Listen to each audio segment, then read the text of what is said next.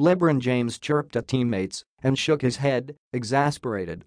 He furrowed his distinctive brow and heaved sighs to the heavens. He dribbled the ball out of bounds more than once, finishing with 6 turnovers.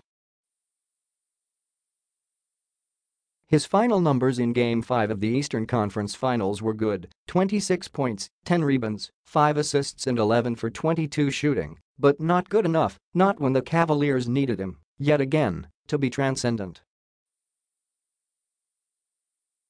Over the course of Cleveland's long slog of a loss, 96-83, to the Celtics, James just couldn't summon the transcendency. His well of legendary performances for his hometown team could well be running dry, and by the time he sat at the podium for his post-game interview here, it was easy to imagine that we're heading into the final weekend of the second act of LeBron James' Cleveland Cavalier. There is much yet to be determined ahead of that obituary, of course. The Celtics will need to beat James and the Cavs in either Game 6 on Saturday in Cleveland or win a Game 7 at home on Monday.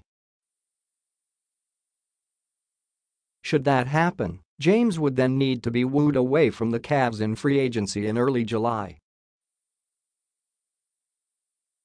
Any observer of James' past free agent excursions knows that will be a drawn-out frenzy of rumor and drummed-up drama, and in the end, James could wind up back in Cleveland with a new contract.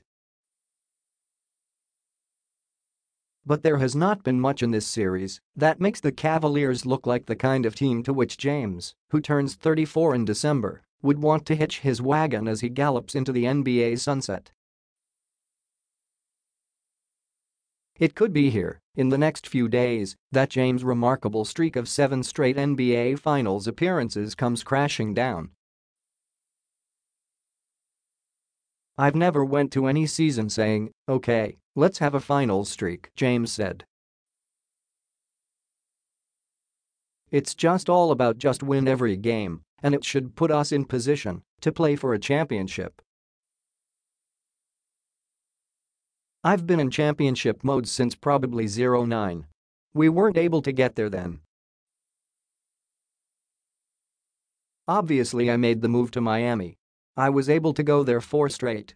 And 3 straight since I've been back here.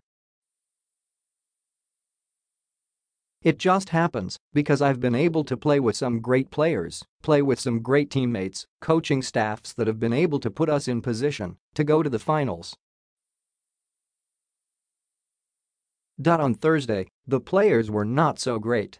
His team shot 41.9% from the field and 26.5% from the three-point line. That was including James' solid night.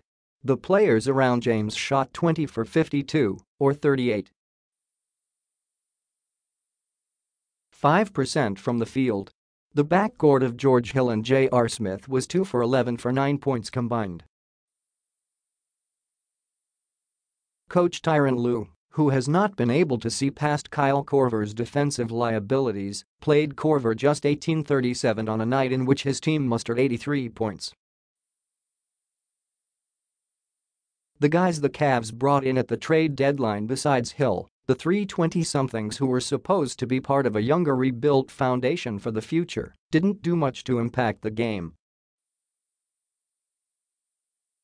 Larry Nance Jr. played 17 good minutes, but took 1 shot and scored 2 points. Jordan Clarkson was 3 for 10 from the field for 8 points. Rodney Hood was scraped off the bench only for 3 minutes of garbage time action. The extent to which those players figure into the Cavs' long-term plans can be argued. But in the short term, they were mostly terrible. When we're playing fast, playing with pace and taking care of the basketball, those guys benefit, Lue said. We didn't do that tonight. We really didn't move bodies. It was stationary a little bit. We've just got to look at the tape. We've got to be better, which I know we will in Game 6, going back home. But we've just got to show some grit, some toughness, mentally and physically, being tougher. It would be up to James in Game 5, and he showed that he has his limitations. He is 33 and, hard though it may be to believe sometimes, is subject to aging. He played 3,026 regular season minutes this year, the most he's played since 2011, when he was 26. He has played 648 playoff minutes, most in the league, giving him the most combined regular season playoff minutes he's played in his career since 2012-13, when he was 28. Who's going to be able to come up with supernatural output in late May with that kind of wear and tear? Not James, not on this night. He looked a little tired to me, yes, Lou said of James. James shrugged that off. I had my moments, he said. But I think everybody at this point is tired or worn down, or whatever the case may be. Still trying to make plays to help our team win, put us in position to win. We had moments. We had an opportunity, but we didn't make enough plays.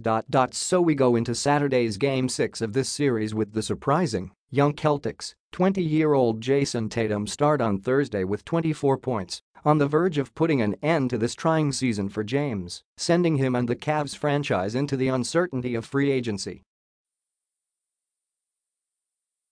The Boston fanbase is rightfully wary of what James might do in the next game or two, having seen him pull off the improbable before, notably in the 2012 postseason, when he scored 45 points in a masterly Game 6 win in the East Finals that helped propel Miami to the championship. But the Cavs have a woefully thin and unpredictable roster. They ask a lot of James at all times and too much of him at others. It's taken its toll on him, as was clear in Game 5. On the brink of elimination that could cost them the series. Beyond that, with James on the brink of exiting Cleveland, it could cost them the game's best player.